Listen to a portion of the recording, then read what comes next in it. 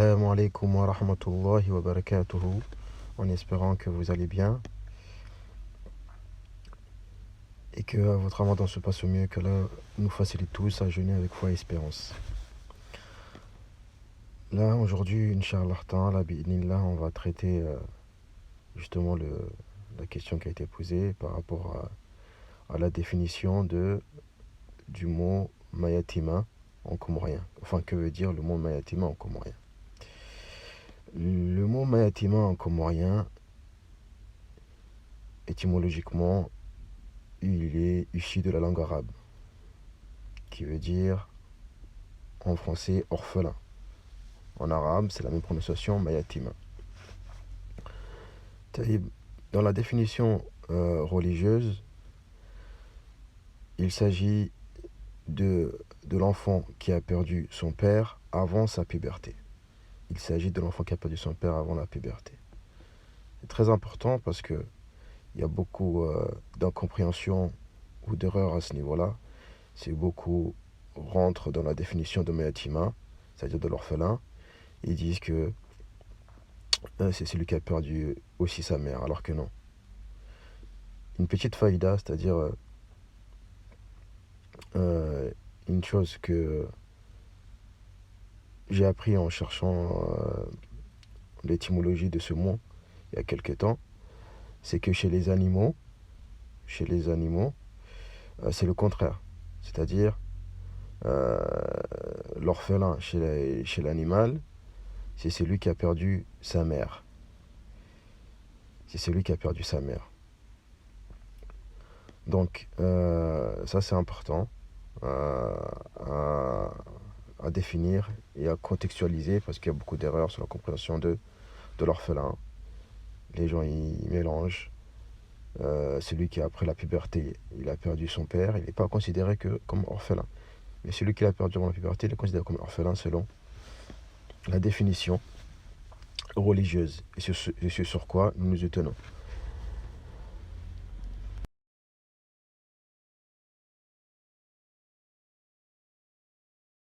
Le devoir du musulman de protéger et de venir en aide aux orphelins, à ceux qui sont éprouvés, aux faibles, à ceux qui sont opprimés. Comme disait Cheikh Al-Uthaymin, rahimahullah, Cheikh Mohamed ibn Salih Al-Uthaymin, rahimahullah ta'ala, qu'Allah le fasse miséricorde, il disait qu'on doit faire preuve de prévenance par rapport à ceux qui sont touchés par la solitude et ainsi faire preuve de clémence. Le projet Mayatima, le projet orphelin, parrainage orphelin, dans les îles Comores, il a été initié en 2000. On a commencé à travailler dessus en 2015. C'était en 2015. Et il a fallu 1 an pour mettre en place le projet.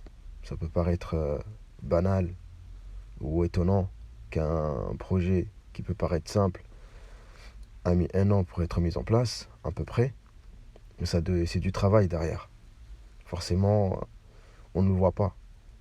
On pense que c'est juste, on récolte l'argent et puis on envoie, on paye les frais scolaires. Non, c'est du travail. Il fallait trouver non seulement une personne fiable et de confiance qui pouvait, comment dirais-je, superviser ce projet sur place. Et ça, c'était l'un des points importants qui nous avait pris du temps. Et une petite anecdote, on nous avait parlé d'une personne de confiance et il se trouvait que dans ce village-là, il y avait plusieurs personnes qui portaient le même nom. Dans un premier temps, on a travaillé avec un qui était très serviable, qui a fait les efforts, qui avait réuni les informations par rapport au nombre d'orphelins qu'il y avait. Et on a dû insister sur la définition de l'orphelin, justement, puisqu'il y avait une incompréhension ou peut-être une ignorance à ce niveau-là parmi les gens de la masse. On a dû insister sur la définition afin que les bases soient solides, elles soient saines. Donc il fallait demander les actes de décès et puis les actes de naissance et faire le lien et, euh, et puis après faire des enquêtes derrière pour confirmer toutes ces informations-là. Et une fois qu'on avait réuni, on avait commencé avec une vingtaine d'orphelins, si ma mémoire est bonne. Et une fois qu'on avait réuni cela, il fallait se mettre d'accord sur les modalités de paiement, comment on allait envoyer, et puis derrière communiquer, mettre une communication en place pour trouver des sœurs et des frères, des parrains et des marraines, pour prendre en charge ces orphelins-là, de manière régulière. Parce qu'il fallait absolument avoir des personnes qui s'engagent sur la durée, sans forcément un temps d'engagement fixé. C'est que la personne il s'engage de manière orale sur la durée. Après, s'il y a des imprévus, alhamdulillah, on traverse tous des imprévus de la vie. Ce qui s'est passé, c'est que on avait eu un petit souci avec la première personne avec qui on avait travaillé. Il ne pouvait plus prendre en charge, il ne pouvait plus superviser ce projet-là. Et du coup, on s'est remis à rechercher une nouvelle personne. Encore une fois, cette personne-là, on nous avait donné le nom. Il y avait d'autres personnes qui portaient le même nom. Et par inadvertance, excusez-moi, euh, et c'est aussi une sagesse d'Allah subhanahu wa ta'ala, ce qui s'est passé, c'est qu'on est tombé, entre guillemets, sur la mauvaise personne. Entre guillemets. Quand je dis la mauvaise personne, c'est en termes de ce que nous recherchions, c'est-à-dire la personne que nous recherchions, qu'on nous avait dit, c'était pas la personne qu'on avait trouvée. Mais après, on s'est rendu compte au fil du temps que c'était la bonne personne. Je m'explique. C'est-à-dire que la personne, on nous avait dit par exemple qu'il s'appelait Hamidou. Et nous, on a cherché cette personne-là.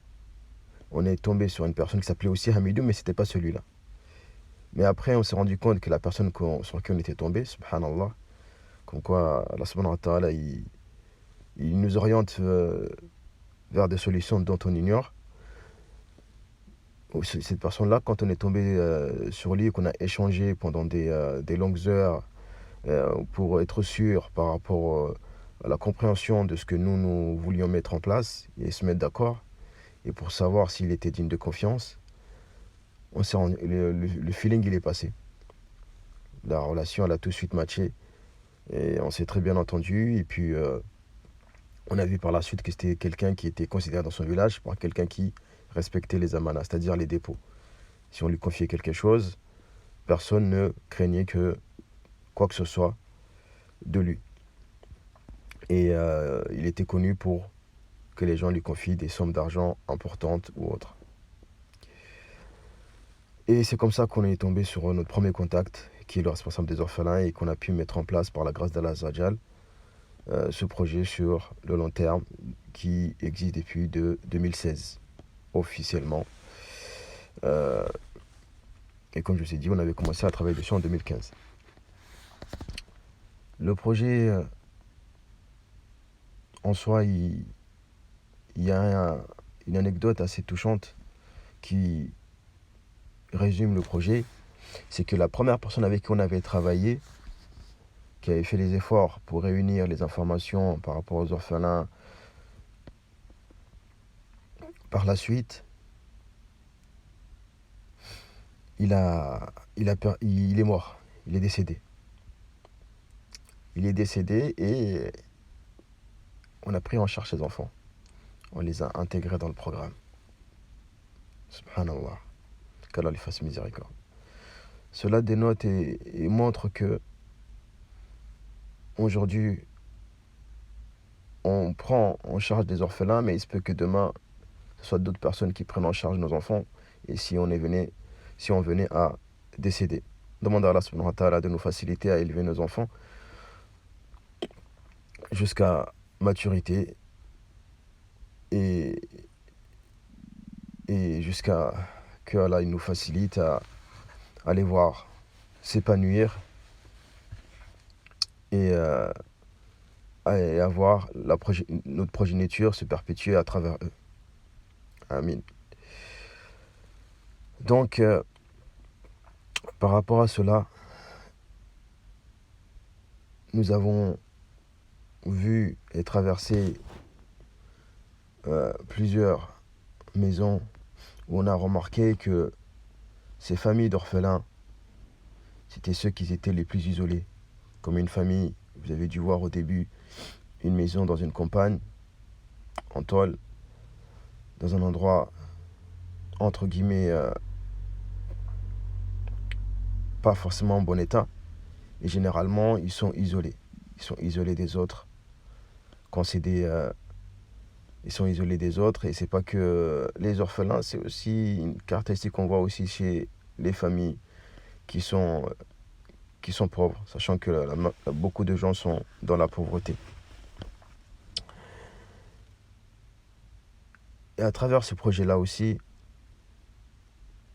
il y a une chose qu'on a appris avec le temps, parce que malgré qu'on connaît la récompense de celui qui aide un orphelin, qui prend en charge un orphelin, qui en prend soin à tous les niveaux, à savoir que c'est lui qui prend en charge un orphelin, qui l'aide dans ses besoins. Le prophète sallam, il nous a fait savoir que il sera au paradis avec lui en juxtaposant ses doigts pour montrer la proximité de la personne qui sera avec lui au paradis et si il prend soin d'un orphelin. Donc la récompense elle est énorme, mais on ignore l'impact qu'il y a derrière. Ce sont des êtres, des enfants innocents qui sont sans repère, qui sont sans repère et qui ne savent guère, qui ne savent point ce que un père. Ils sont déboussolés, isolés. Ils voient d'autres enfants s'épanouir. Ils voient d'autres enfants être soutenus. Et ils sont souvent stigmatisés. Ils sont souvent éloignés des autres. Ils sont souvent fragiles.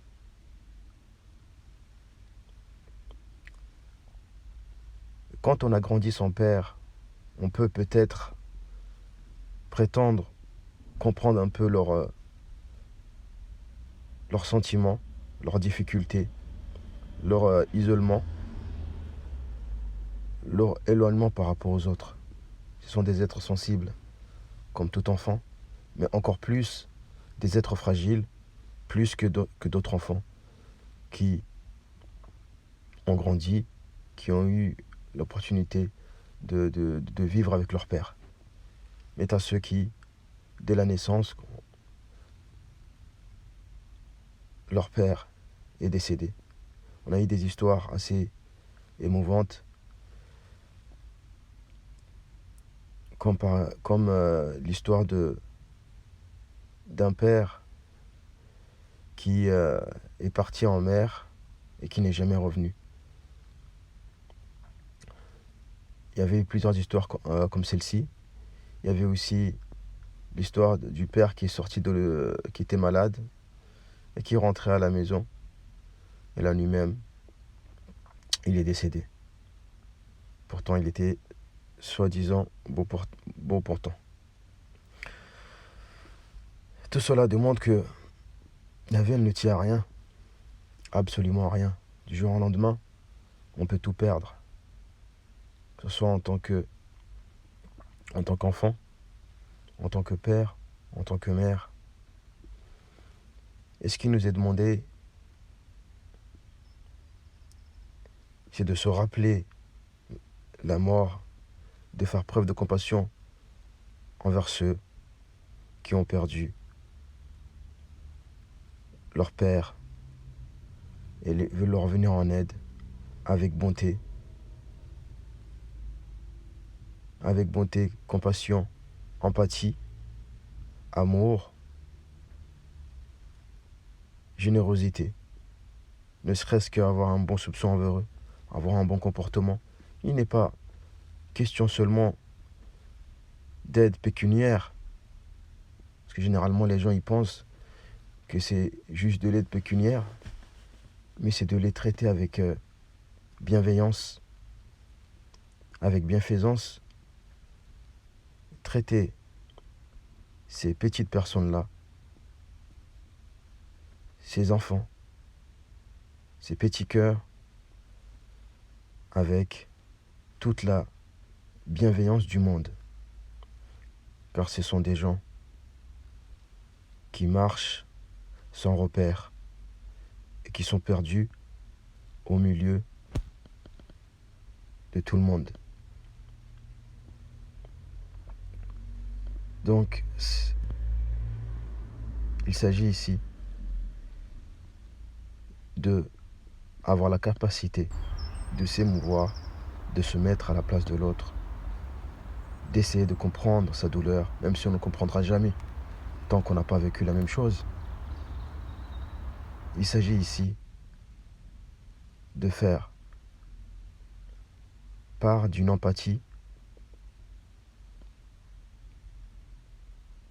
afin de essayer d'être sincère quand nous venons en aide aux gens, que ce soit les orphelins, les pauvres, les faibles, les opprimés, ceux qui ont subi des injustices. Peu importe le cas de cette personne,